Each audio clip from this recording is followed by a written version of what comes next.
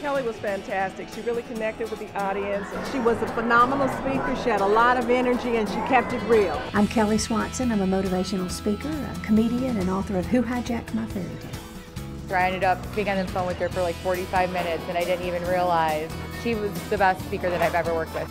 I'm Kelly Swanson. It's nice to meet you.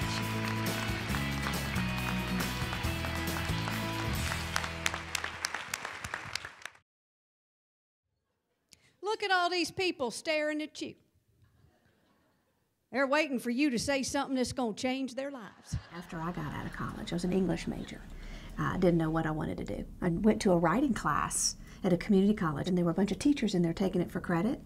And the teacher said, you know, your story's good, but the way you tell it is even better.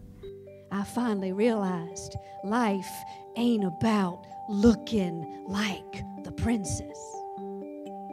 So I started going to schools, telling stories, and I fell into the world of storytelling and became a professional storyteller. So then I met a humorist, Jeannie Robertson, and she said, you know, you need to be a motivational speaker. What you do is motivating already, and you just need to take it to an audience. And it took a while because I had low self-esteem, and that's hard on your confidence. You know what I looked like in high school? I looked like androgynous Pat.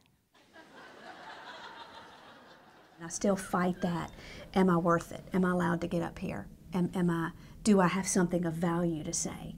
And when you see how it connects with people, when you see how many people out there are just desperate for somebody to take the face off and get real and to be authentic with them and to come in and show them it's okay if you dance and the undersides of your arms jiggle like a bat's wings, or it's okay that I don't look like a princess, or it's okay I'm not a size 4. Nobody's going to go in somewhere to that boob doctor and say, no, I don't want the Marilyn Monroe version. I want the Kelly Swanson version that looks like 2 tube socks with a handful of change hanging at the bottom.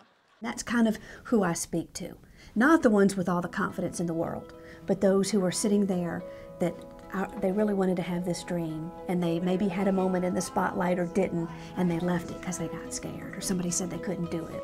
I'm bringing humor and hope, laughter, stress relief, that encouragement that says we're gonna get through this together. You're gonna be okay. And if you don't think humor and hope is important, I'll show you somebody who doesn't have any. Maybe there was another reason I couldn't see at the time of the season, because I knew all the notes. I could play them with ease. I practiced, I performed, I studied theories, but I think the reason my heart was dismaying was because I never believed in the song I was playing. And what good if you're skilled and you know every part if the song that you sing doesn't come from your heart?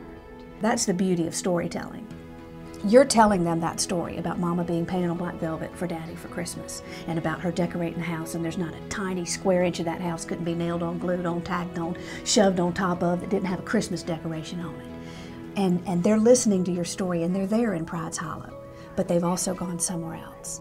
I did a retirement home one time, and there's a lady crying in the back. She was somebody that just happened to walk in. She was working, and she said, you just took me back to my Christmas with my mama, and it was just, you brought me, you know, I was there, and I realized she was somewhere completely different, and I love that. There's a bigger reason for why I do what I do.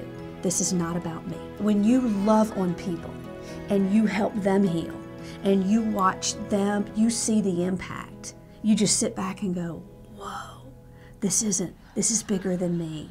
This is bigger than a job description. Loved her honesty. She's very humorous, that's for sure. She's hilarious to listen to, but it has a personal touch when you have your own stuff in your life that you deal with. So it was great.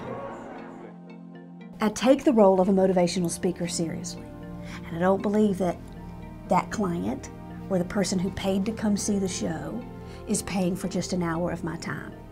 I believe that we were meant to be drawn together in this divine appointment, so to speak. I hope our paths cross again. I hope you stay on the funny side of life and that you don't stay in the land of if only. And if I can ever be of any help, find me. My door's open, and I mean it, and we'll take this journey together. I'm Kelly Swanson. It's nice to meet you.